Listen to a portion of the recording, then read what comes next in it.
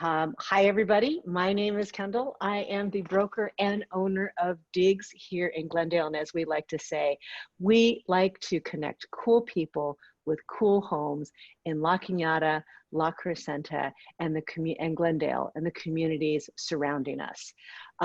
We have our DIGS Town Hall, which is something that I started to do right at the very beginning of the whole coronavirus pandemic, because I realized that it was going to be a very rocky road as we figured out how to navigate safer at home rules as the economy goes.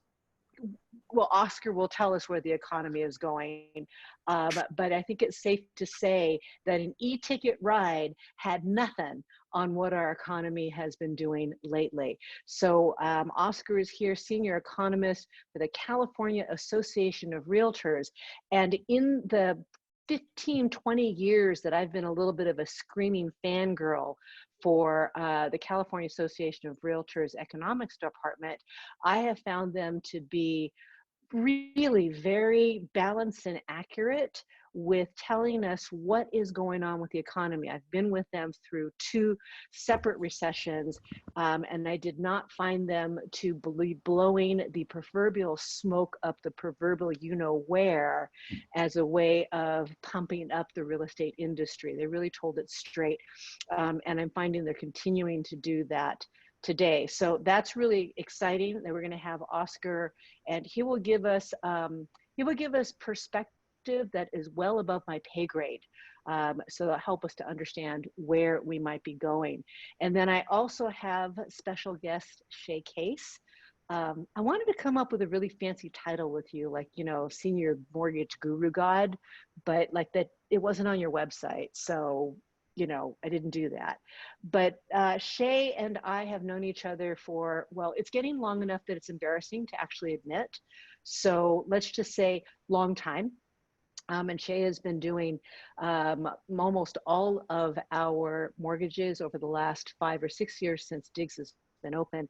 And he has been in mortgage for as long as I've been in real estate and really knows his stuff. And so he's going to be giving us an update and an idea of what is possible in the mortgage world and what is not possible. You know, I'm going to foretell this. I don't think it's going to be a big surprise. You have to have a job, you have to have good credit, you have to have money. That's fair, right, Shea? That is fair. It's fair.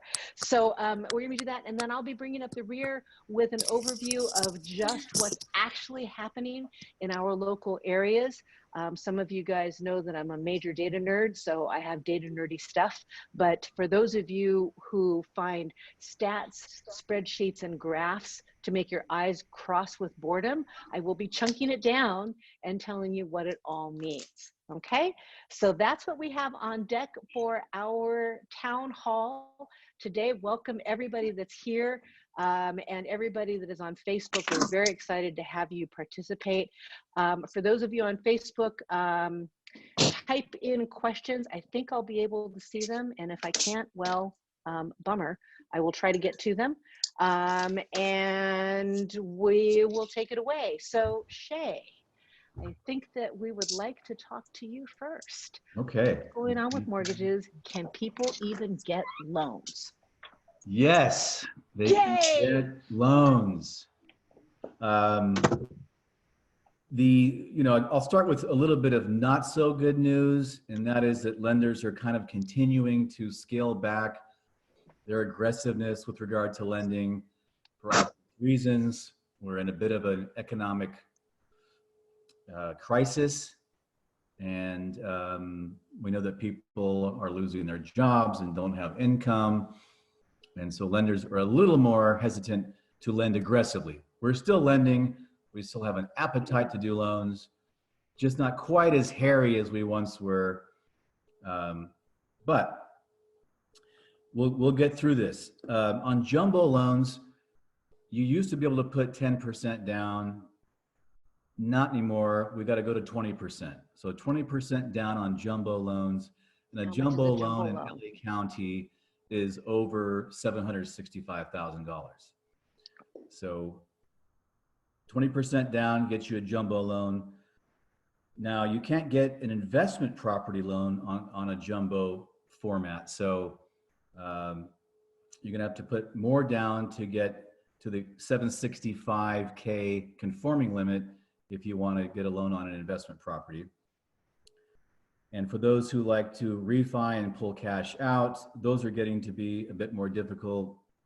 Can't do it on a rental, tough to do on a jumbo loan, but you can still do them on conforming loans. And again, conforming loans go up to 765,000. And I like to remind people that conforming loans are those that adhere to Fannie Mae and Freddie Mac guidelines. Fannie and Freddie are the government-sponsored entities that purchase basically all loans in the category of up to 765,000. Okay. Good news is that first-time buyers can put as little as 3% down still and borrow up to $510,000. So that's pretty significant. Just 3% down, borrow up to 510K. So is that still is that an FHA loan? That is not an FHA. That's a conventional loan. Again, a Fannie Freddie backed loan. No tricks up the sleeve, straightforward loan. So that's still great news. And if that changes, we'll talk about it at that point. But 3% down in this environment is pretty amazing. And you can put 5% down up to a loan amount of $765,000. That's still very, very aggressive. Okay, but that's awesome. As a listing agent, I want to know how difficult and how many delays and how many hoops will we have to jump through to get a loan like that? You know what? We're doing them basically as we always were. Again, you've got to have your job. You not only have to have it when you start the loan, but at the time we fund the loan, we verify your employment at the last second before we hit that button to wire the funds. Right. As long as you're gainfully employed, still making money, depositing the money in your account, you have solid credit, you have the funds to close, you're going to get the loan, and we can still do these transactions within 30 days. So okay, which is awesome. And I actually did have a loan with your company, and it closed in 31 days and with only 10% down. And I thought that was a freaking miracle given where we're at. So that's awesome. So yes. Here's one of the questions that I have in my little list of pre-asked questions. How about self-employed people like me? Can we get loans? The only difference in today's environment is that we're going to need to document that you've made money and deposited it into your account post March 19th when the shelter in place order hit. So that's kind of the only tricky piece. We're gonna get tax returns for the prior year or two. We'll get a profit and loss statement, and those are actually very easy to put together. But we also go one step further and make sure in the last, say, 30 to 60 days, you're still actually putting money into your account.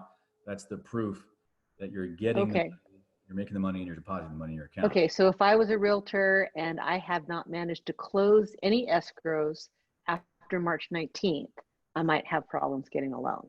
Yeah, and sometimes these are just a judgment call. We take a holistic look at the borrower and the transaction. If you've got the minimum down payment and your credit score is borderline and your debt to income ratio is borderline and you haven't made any money for 2 months, we're gonna have to take a hard look at doing that loan. But if there's a little bit more cushion in the down payment and excellent credit and so forth, then you can get by with just getting the bare bones income into your account over the past few months. It really is a judgment call. Again, we're in the business of making loans. We want to make the loans. We just got to make sure people are still kind of working and making money when you're self-employed. When you're salaried, it's easy. You're still making, you get the paycheck. We do the verification of employment. It's no sweat. Yeah. Right. Self-employed borrowers, we got to go outside the box a little bit. Can you talk to me a little bit about interest rates? Yeah, interest rates what's going on there? Probably the best news, other than putting 3 and 5% down on those conforming loans. Rates are as low as I've ever seen them, and I've been doing loans for 27 years. I started when I was 10 years old. But you and me both, buddy boy. I mean, yeah, 15-year fixed rates in the 2s and 30-year fixed in the low 3s. It's just amazing. So whether you're buying a home, you're refinancing a home, this is the time to do it because rates are insanely low. Right. It's like now's a good time to buy stocks. Now's the time to get a good mortgage, right? That's right. So Absolutely. I'm guessing that you have a lot of traction on refinance as well. That's right. I'm actually going through every single file I have one at a time, hitting up my clients, telling them what they can save and what it costs and all those good things. So a lot of phone conversations going on, as well as people still out there wanting to get pre-approved and buy homes. So the activity's there. Right, right. We're definitely noticing a lot. Anything else that I should have asked you that I didn't? We've hit all my notes. Certainly, if there's any questions, I'll be happy to answer them.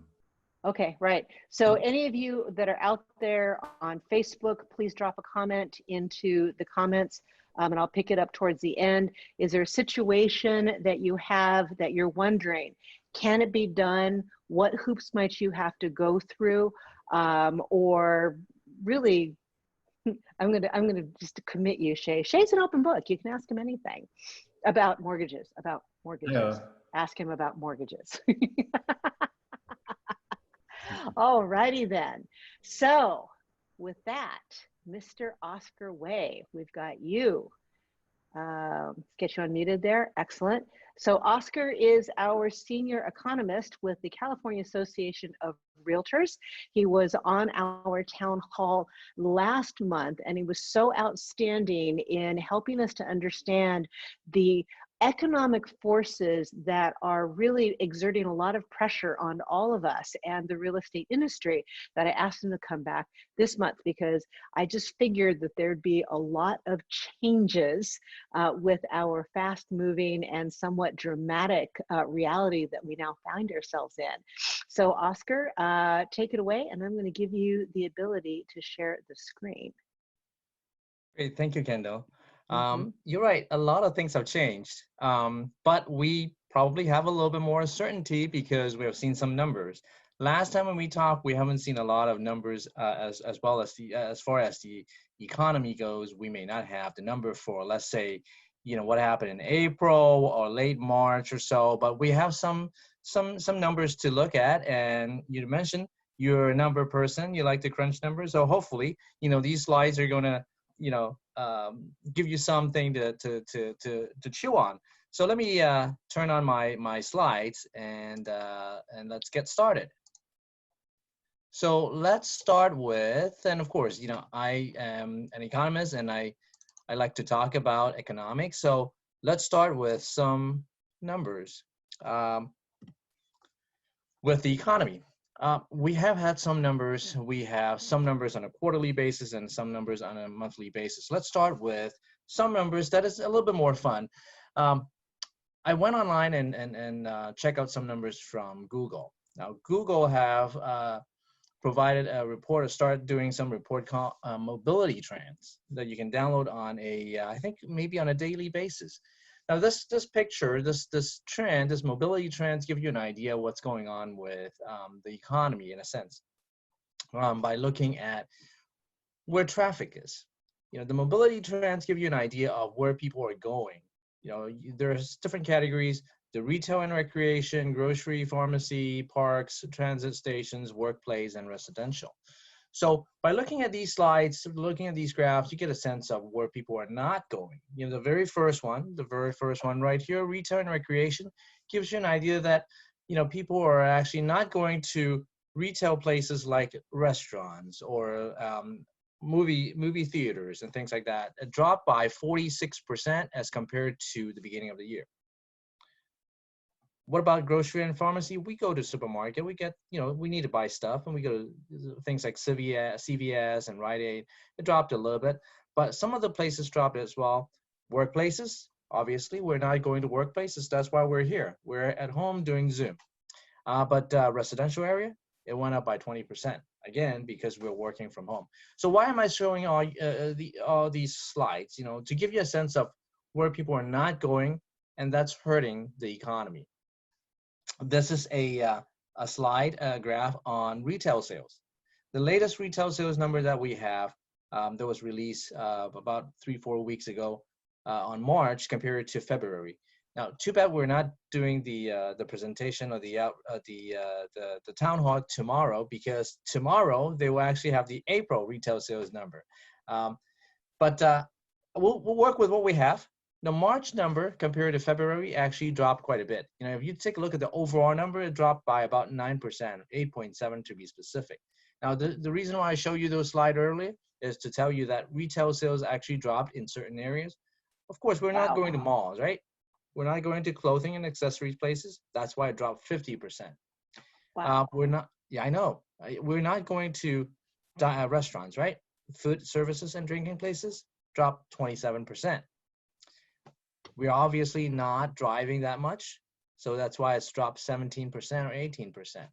We do go to grocery store, food and beverages. We go to grocery store. That's why it actually only dropped a little bit.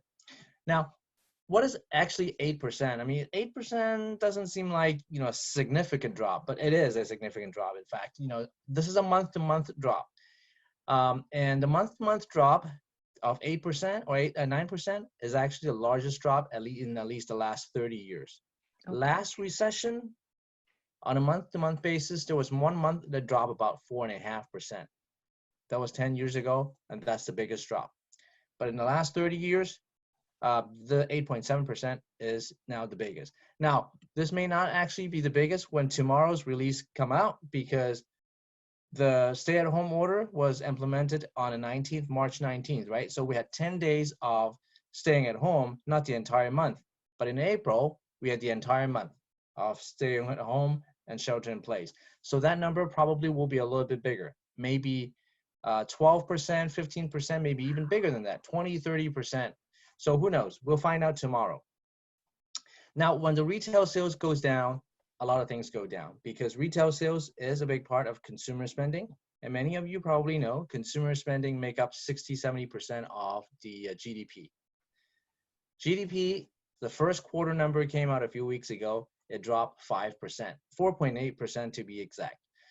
When was the last time we dropped more than 5%? Again, in the last recession, it dropped by about somewhere around 8 or 9%, third quarter of 2008. But also, again, keep in mind, the 5% only account for, before the shelter in place, the last 10 days of the first quarter, we were doing fine.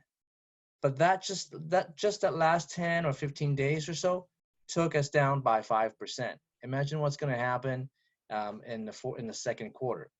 We will be, now some of the California we have a phase 2 reopening. Some activities may be resumed in the next few weeks or so, but rest assured, I think we're going to see some significant drop.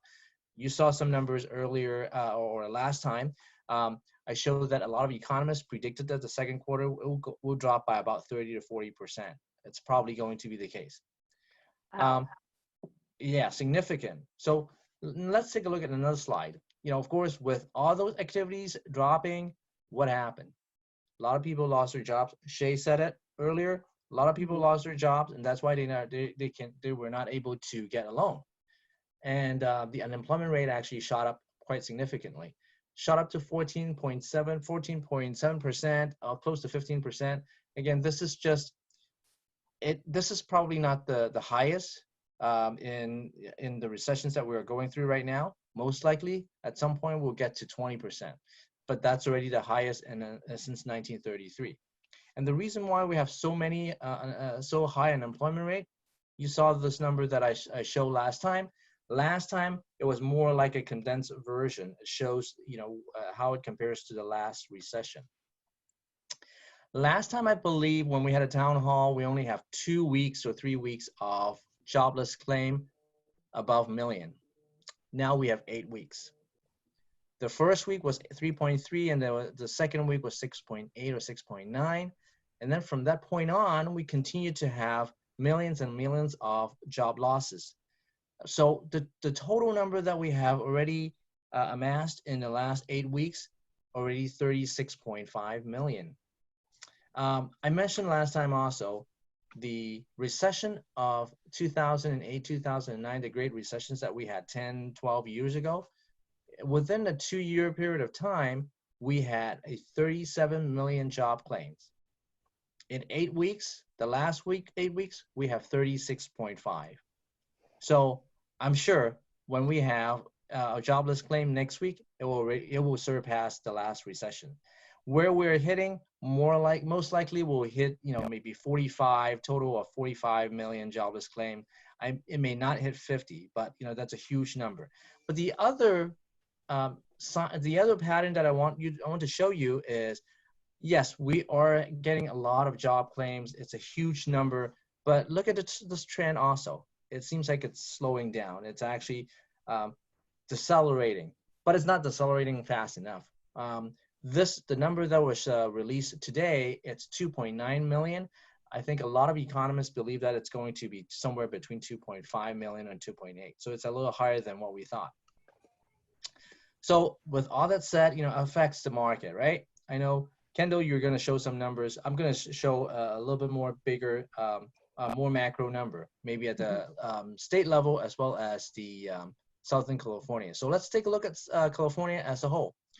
The very first week of March, when everything was fine, the daily average for that, the daily average of closed sales was 631. Since then, we climbed a little bit in the second week of March, and then it continued to drop. It dropped down by maybe about 30% or 25, 30% consistently. Now, we thought the week before last, we thought, okay, well, there was a little bit of a surge here. Maybe that's the end of the decline in closed sales, but then it dropped again.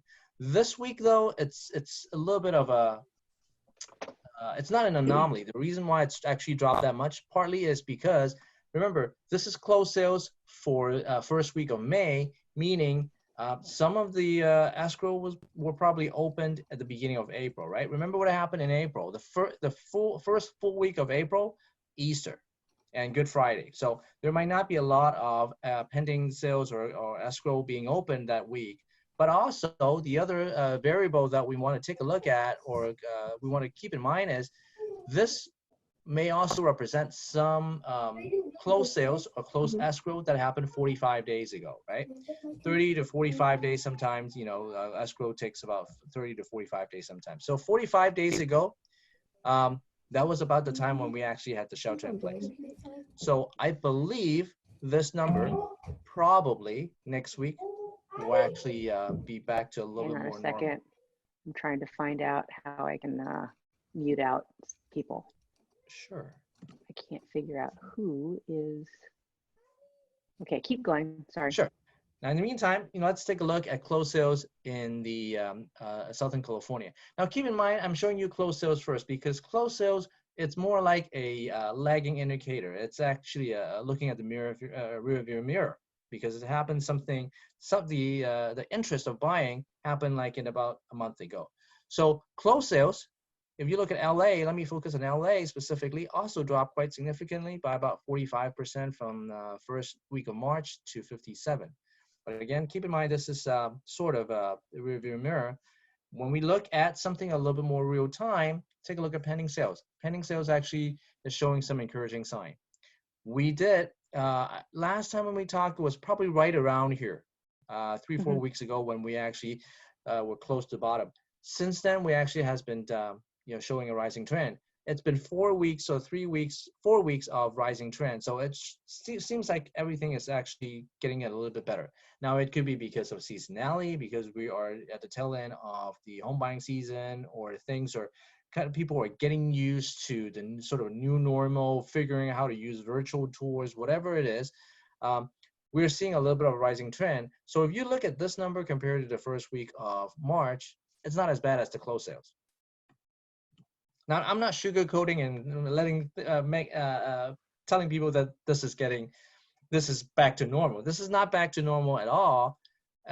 In a normal year, when we have the tail end of the home buying season, we should be way above this number. But hey, this is a little bit of a good sign.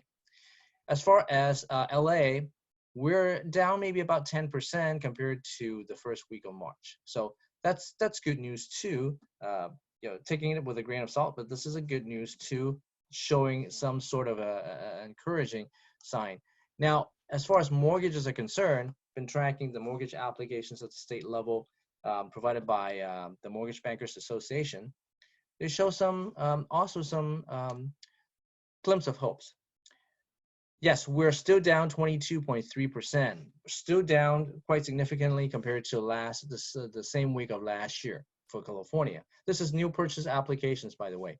But if you take a look at how it compares to the previous week and the week before, at some point, maybe I think 3 or 4 weeks ago, we were actually down by about 40% or 50% compared to last year. So the fact that we're actually down only 20%, that's a good sign. But also take a look at what happened in the last couple of weeks or so. We have been increasing on a week-to-week basis by double digit. And we have 5 weeks of increase already in California. So that's good. What about supply? Because the part that I just gave, it's all about demand, but we need new listings. So if we have new listings, then we have a little bit more activities. If you look at new listings at the state level, they're also showing an increasing trend for the last 3 or 4 weeks. This week actually slowed down a little bit, but it's still increasing. As far as LA is concerned, also showing a similar trend.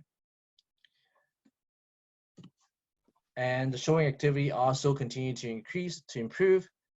Compared to the first week of the year, it actually showed a slight increase.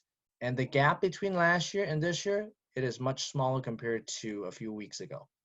So that's a good sign. Now, I want to show you, something similar to what I showed last time. Some of the consumer reactions or buyers and sellers reactions to the housing market.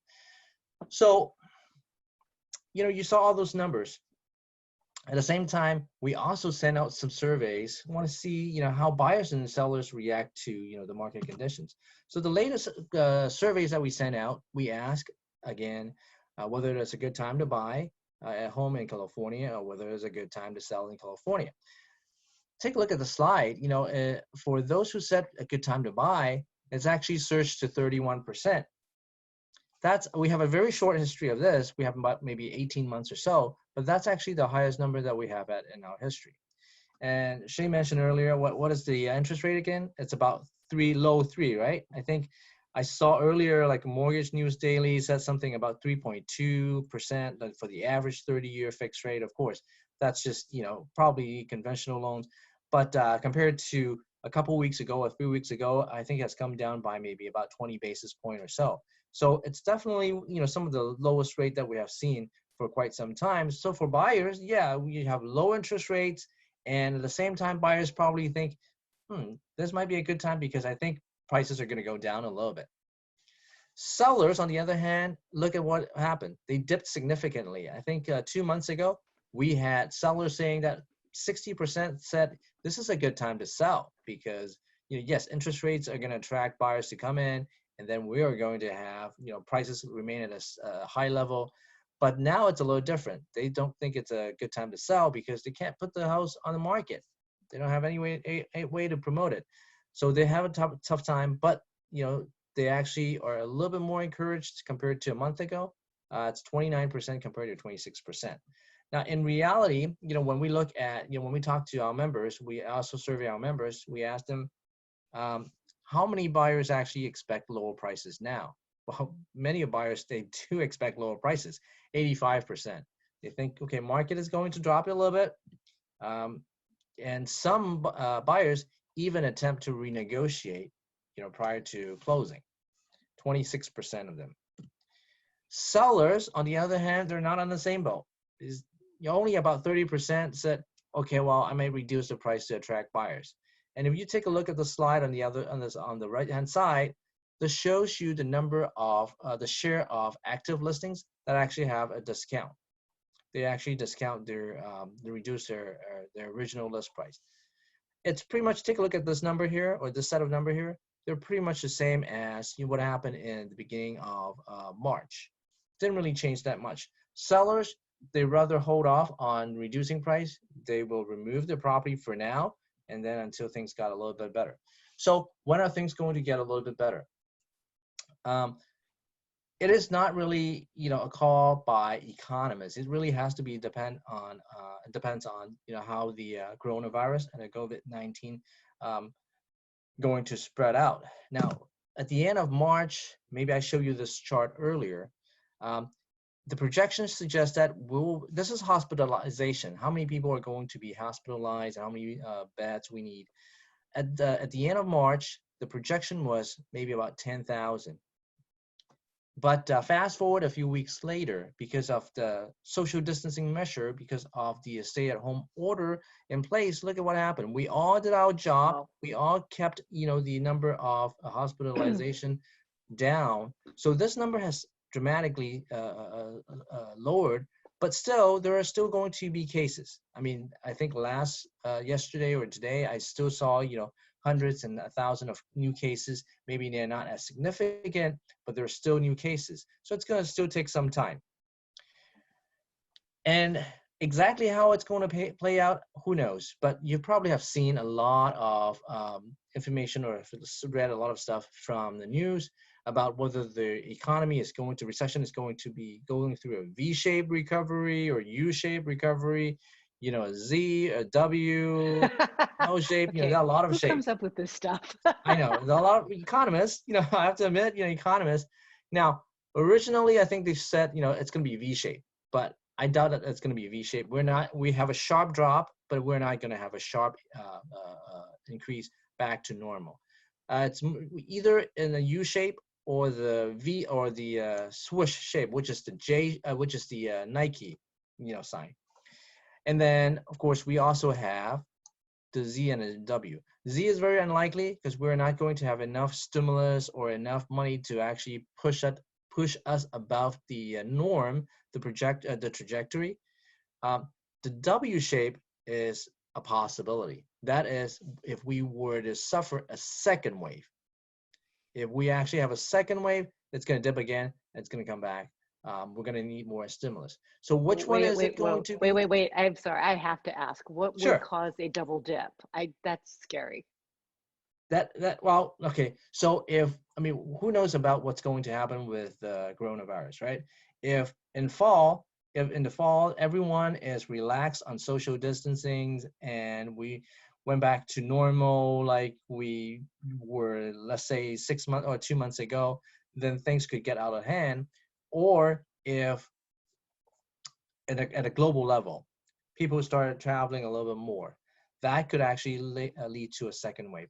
Now, what happened in Hong Kong and what happened in Singapore, I think I might have shown last time, that they did have a second wave. And even a few days ago in China, they started seeing some new cases, right? Now, they made sure that, they keep everyone, tell everyone to do testings again and everything to try to keep that under control. I think we should be able to keep it under control. If all of us understand, how severe this is going to be, and we can avoid the second wave. So, but there is a possibility. That's definitely a possibility. So we're most likely going to be either the U or the swoosh. But regardless, it's still going to be pretty significant. I think I showed the slide earlier or the last time. First quarter is already in the bag. It's dropped by 4.8%. The question is the second quarter. Second quarter is going to be between 30% to 40%, somewhere around there. Third quarter is supposed to come back, and then fourth quarter is supposed to be strong.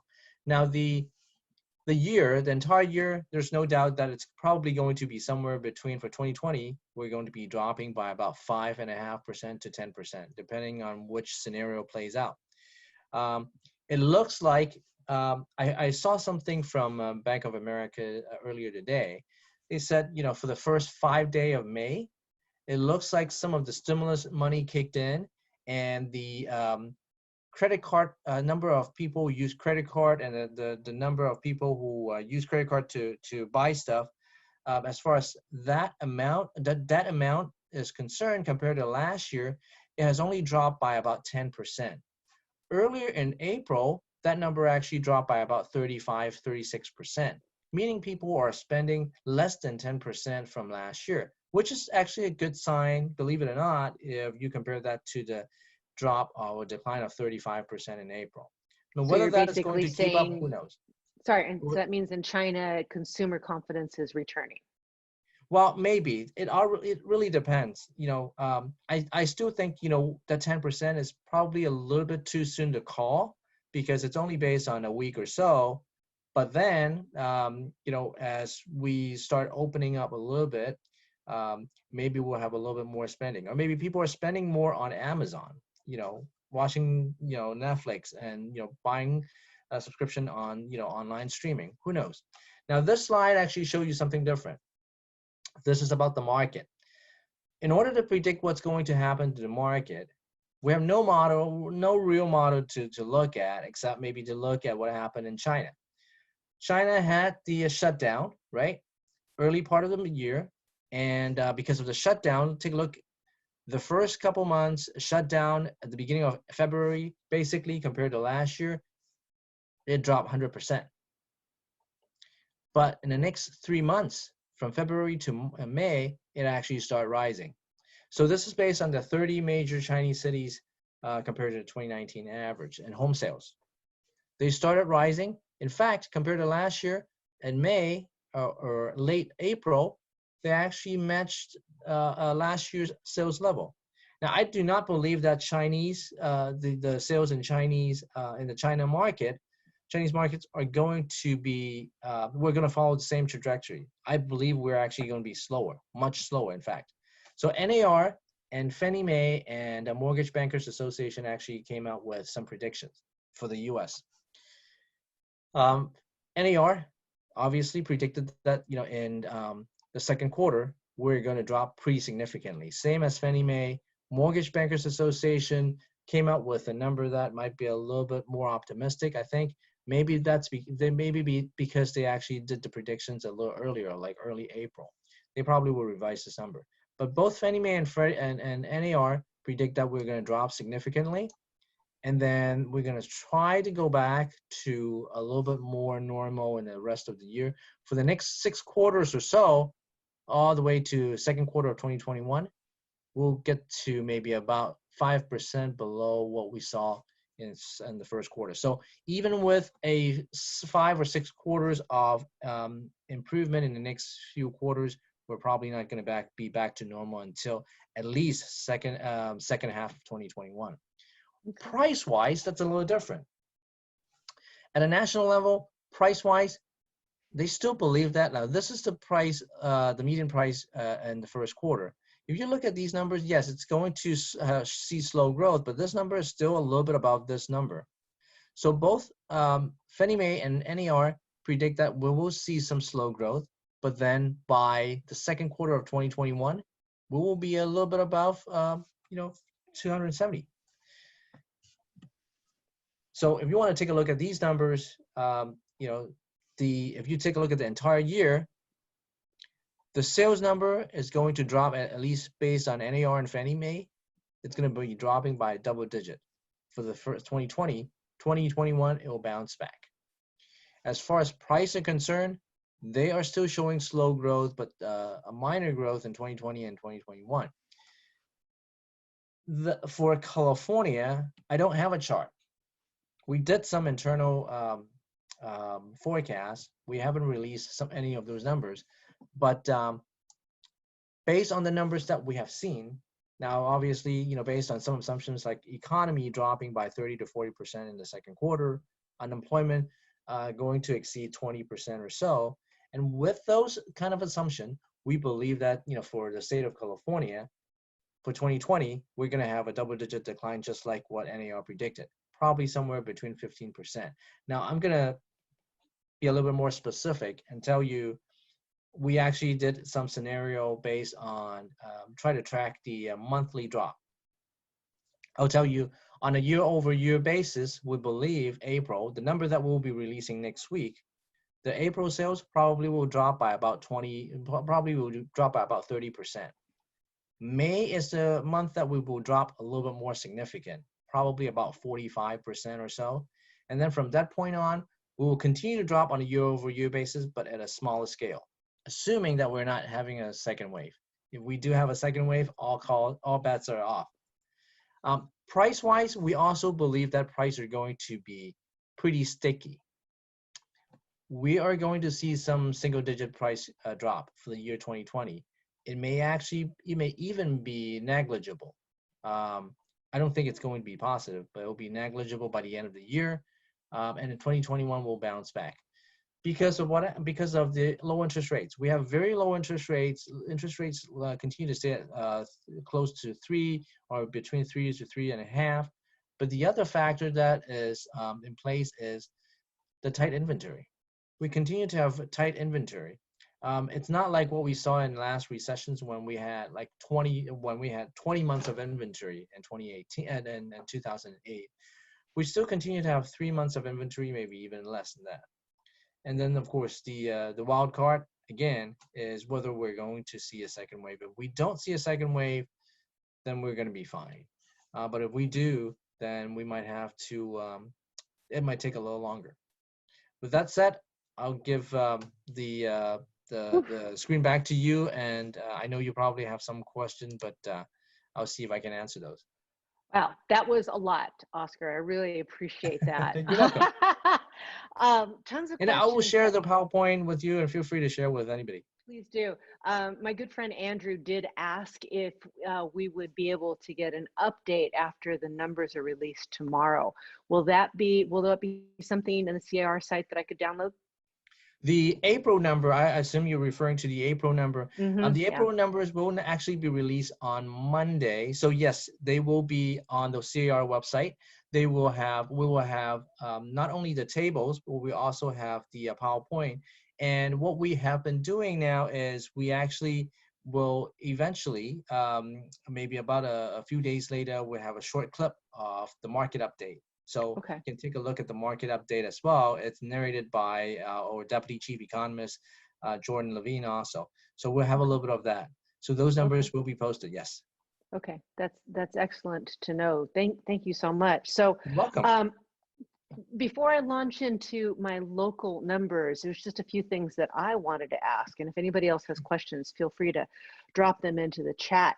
So with these dramatic job loss numbers and dramatic, shedding of GDP, how is it that you can give relatively optimistic projections on housing numbers and sales and prices and all of that? It just, the two don't seem to go together. Can you help me with that? Absolutely. Now, as far as the numbers are concerned, as far as the sales are concerned, they're actually not that optimistic in a way, because in the second quarter that we're seeing right now, that we're going through right now, I said, in the second quarter for April and May, it will probably be dropping 30% and 45% for April and May. And even for June, it could be somewhere around 25 to 30%. So the second quarter is going to be a significant loss. Third quarter, fourth quarter, it will still continue to be a loss. And the reason why I think we're only, and I do a quote unquote only, the 2020 is going to drop by about 15% is because of the first quarter, we actually had a decent first 2 months. The first 2 months we were growing by about 10% or so, or 5 or 6% or so, before the third month of the year dropped by about 15 or whatever it is, or 6 or 7%. So when you take a look at the entire year, yes, it's going to drop by about 15%. Even in 2021, we may not actually go back to the level that we were at in the first quarter. So don't take it the wrong way. The home sales definitely will see some drop off. Now the question about the price is a little different. It's true. A lot of people are seeing home prices actually sticking at like even a positive number for NAR, for Fannie Mae and Mortgage Bankers Association and ourselves. And take this into consideration. The first 2 months of the year, in January and February, we were actually growing by 8 or 9% in terms of the home prices. March, we actually still saw an 8%. So the first quarter, we already bagged in about 8%, 9%. The reason why we're not seeing as big of a drop in prices is partly because of interest rate. We did some calculation, and you can take a look at anyone who's interested in our slides. Take a look at what happened with mortgage payment. Now, those mortgage payment actually dropped quite significantly because of mortgage interest rates. But it's true, there are going to be people who may not necessarily be, there will be buyers who may not be able to buy a house because of job losses and things like that. And those are actually accounted for in the drop in sales. Those who are able to buy, they will be able to pay they will be able to compete with the low inventory that we have in the market. Now, last time, people like to compare it to what happened last recession. Last time we dropped by 30% or 40%, and partly because of supply, but the other reason is because of REO and because of short sale and all those bank getting back the lenders getting back the keys from homeowners. This time around, it may be a little bit different, maybe a little bit better in a sense, because the federal agency, Fannie Mae, Freddie Mac, they're actually putting the mortgage forbearance on some of the houses. People who don't have a job right now, they're not going to foreclose their home for the next few months or so. Hopefully, things are going to get better. Now, if we do have the recession goes on for, let's say, 12 months or a little longer, the story may be a little different. Now we expect the second quarter, maybe even the third quarter, to be in recessions, but the fourth quarter is going to come back. Assuming that is going to be the case, I think home prices will be fine. So if I were to chunk that down, then it sounds like the people who are able to buy will still be willing to pay the retail price, if you will, because they have a job and interest rates are great and the inventory is very, very low. And your hope is that there will not be this huge ballooning of inventory because of mortgage forbearance and a pickup of jobs returning, and so we won't have a whole bunch of people having to abandon their homes and have the short sales that we had last time. Right. Now, there will be some increase in foreclosures and increase in short sale and REO. There's no doubt about it, but it's not going to be the magnitude that we saw last time. Okay. So plus if any of you are, go ahead. I'm sorry, plus the fact that I think this time around, people who purchased homes, let's say 2 years ago or last year, they put a lot more down payment than 10 years ago. Right. So basically, the people who are sitting around waiting for the bottom to drop out so they can scoop up the home of their dreams for pennies on a dollar is probably not going to happen. Right? It's not going to happen. I mean, we're going to see some adjustment in price, 3%, 5%. It's not going to be like what happened last time. Okay. All right. Well, good. Thank you so much. That was awesome. So I know that charts and graphs make some of your eyes cross and you see double. But I have some more charts and graphs, so a little bit of a thing. So, but I made them pretty and DIGS color, so there's that. What Oscar has just shared with us is what's happening at a macro level overall, what's happening with jobs, with interest rates, with activity at a statewide level. I track what's happening in the 7 areas that DIGS does the most amount of business. And so we'll start with Glendale because that is the area that we sell the most number of homes in, but I also have La Crescenta. So all of you can get a link to this chart and lots of numbers. Don't even try to make sense of it, real quick, but I'm tracking 2 different things. The first thing that I want to know is I want to know week to week, how did we do against last year? Okay, so in the city of Glendale, brand new listings. This last week, there was 22 brand new listings. That same week last year, there was 42 new listings, which means our volume was down by 48% in terms of new listings in just that week. Okay. The second thing that I want to see is I want to see how things are trending week to week. So, for example, we see that we took 10 new listings last week in the city of Glendale, or 2 weeks ago, and last week there were 22 new listings. So that looks pretty darn healthy. But I'm like you, and while I love my charts of numbers, they don't mean a lot to me. What helps me is to see it in a lovely little graph. And so what I see here is that for the city of Glendale, the number of new listings plummeted through the month of March, which pretty much tallies with what Oscar was saying for the state of California.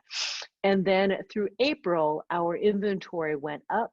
We did have a low week, but if you kind of take that one out, in general, things have been going up for our level of listings in the city of Glendale since the first week of April, okay?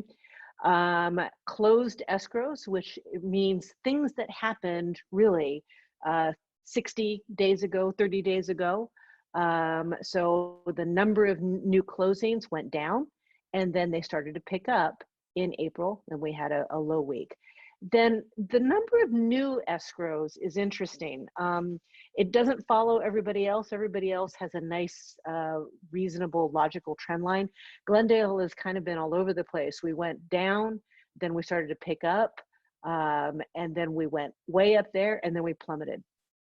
What's going on? It's tough to say, but I think that in general, things are getting better in the city of Glendale. My good friend Andrew is on this call, so he wants to know what's going on in La Crescenta, no doubt. And so that is what the actual numbers look like. And these are they can be kind of scary. For the month of April, our number of new listings down 61%, new escrows down 68%. Our number of closings are down 44%. So volume is way, way down, but in terms of trends lines, we can see again, April was our low point, and things are starting to look up from there. Now, La Crescenta, a pretty small town. We have very small volume. And those of you who are data geeks, you know that when I am looking at a small data sample, just a few things can make everything just go wonky. So let's take a look at a city where I have a lot more activity, the city of Pasadena. And as you can see, the month of March actually didn't look too bad for new listings, only down 15%. Escrows down 35%. Closings were only down 2%, but March, the first couple of weeks, not a lot of impact to coronavirus. But for the month of April, the number of new listings was down 52%, escrows 65%, and closings 47%. What I find more interesting than these numbers here, though, is something that we call month supply of inventory, month supply of homes. So this kind of describes to us the relationship between how many homes are available to be sold and how many people are actually willing to buy them, right? Because you could have lots and lots of inventory, but if no one wants to buy it, you know, the market's going to be, well, it's going to suck for sellers, basically. So in March in Pasadena, our month supply of inventory went from 2.2 months worth of inventory, which is a very, very strong seller's market. There's not enough supply, to 6.2 homes, months worth of inventory, which is on the far side of neutral. It's actually almost getting into a buyer's market where there's too much inventory and there are more homes than there are buyers. Then in the month of April, things got a lot better. Last year, we're at 2.6 months worth of inventory, and this year we're at 4.7. So 4.7 is right in the middle of neutral. There seems to be a balance of number of buyers that want to buy and homes that are actually on the market. Here's what it looks like in terms of the pretty chart. Again, April, actually April in Pasadena, we were actually higher than everybody else. We did have a low week, the second week of April, and then you can see that things have been trending upwards. So what that means is in our local areas, we are seeing a return to activity, homes coming on the market, things are going into escrow, and things are actually closing escrow.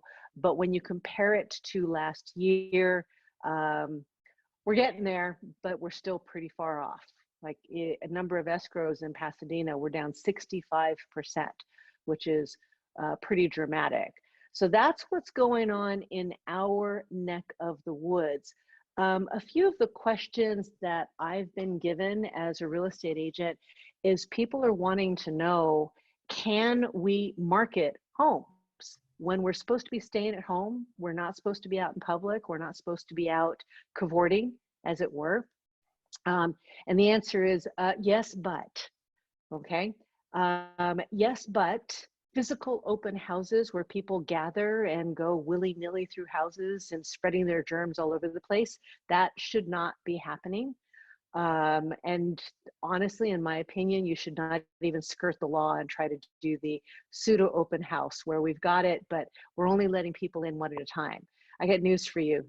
That's almost as dangerous as a regular open house, in my opinion. You do you.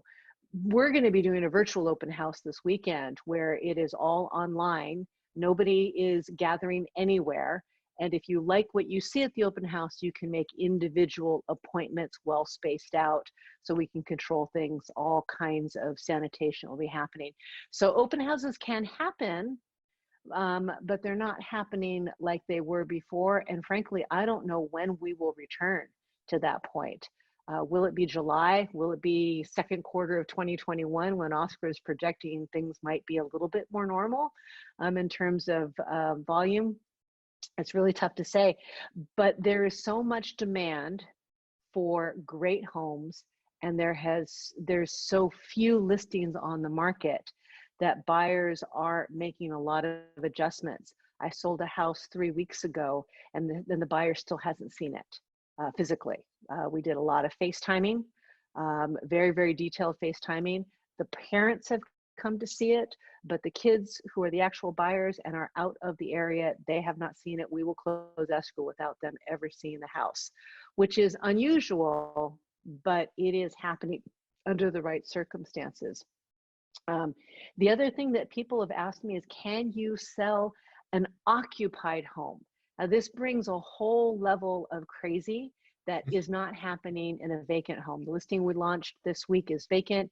It's staged. We're not worrying about infecting the inhabitants with your outside germs. When it is an occupied home, I think that it is very much a situation of the seller is very motivated to sell. Perhaps they need to sell, or they just have an incredibly high want. We're seeing a lot of people who have discovered stressors in their lives that they weren't aware of before. So there's too many people in the house. There's not enough room in the house. They've figured out that this work from home thing is not a temporary thing. This is the way life is going to be for them. And they don't have a space where they can work at home in any kind of reasonable way. There is unfortunately stressors in relationships where people are realizing that they no longer want to be in the home with the people that they're currently in the home with. And so we are starting to hear from those people. And then we're also starting to hear from people that their job has been impacted, and it doesn't look like this is a temporary impact. And they're going to need to make some financial changes to their lives, and that may include making a change to their house, selling their house. Fortunately, a lot of people who are contacting me now are nowhere near the danger zone.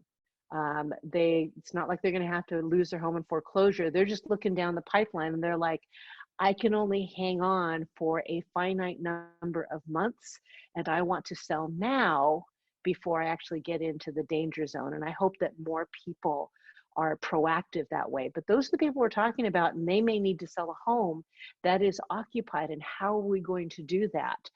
And I think I personally have a plan, because you guys, most of you on the screen know me, and you know that I'm a planning sort of a person. And that plan would include having scheduled points where the seller is going to be out of the house, a day, a weekend, even just pre-planned chunks of time. And we would put showings into those chunks of time. And what we're going to do is we're going to sanitize the house.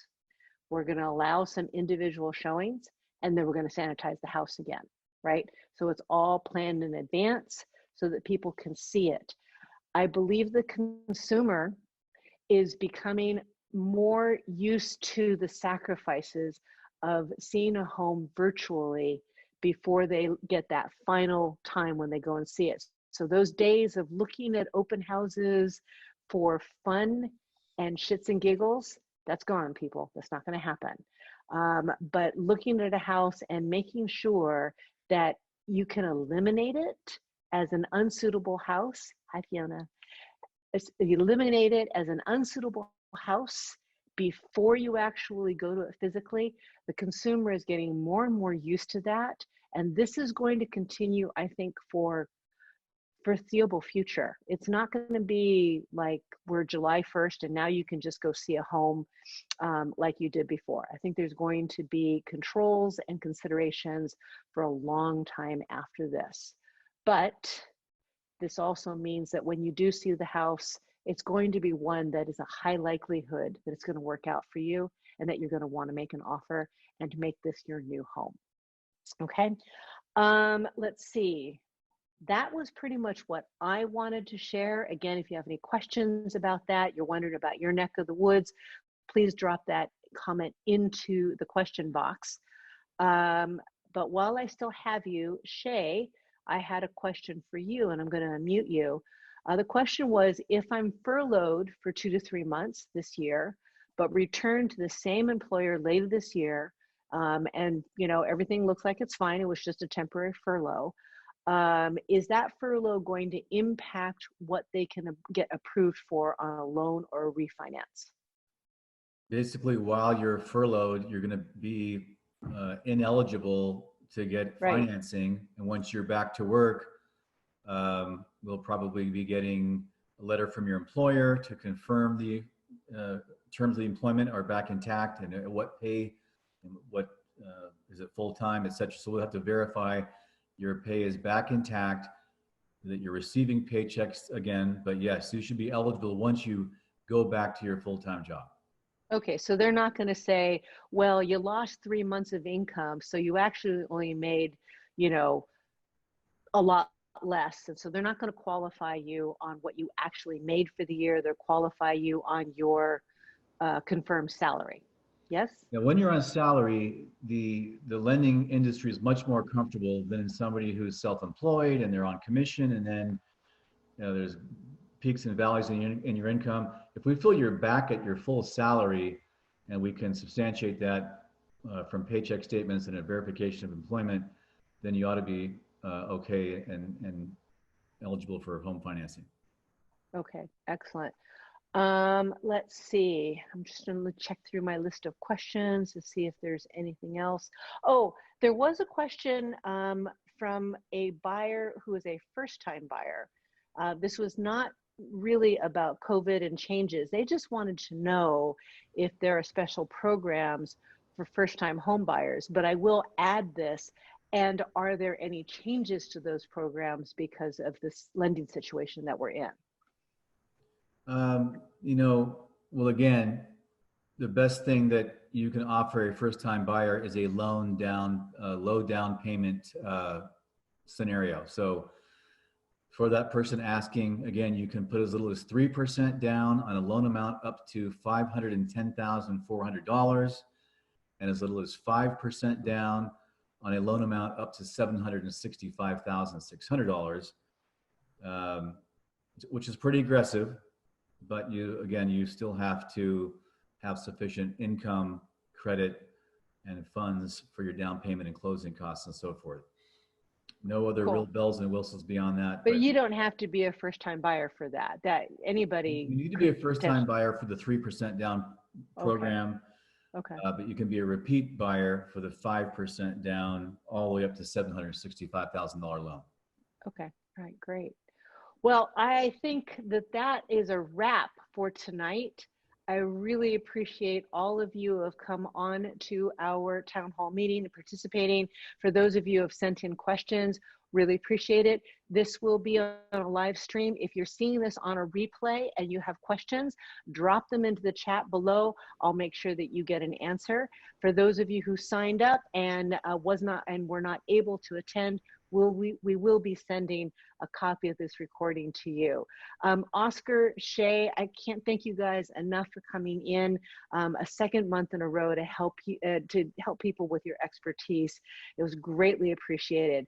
If anybody is interested in buying and selling, Shea is your guy for loans. I'm your gal for being your real estate agent. And Oscar is just an incredibly smiling face right there. We appreciate that. Thank you. Guys, thanks so much. This will do it for our town hall meeting. We'll see you again next month. Bye.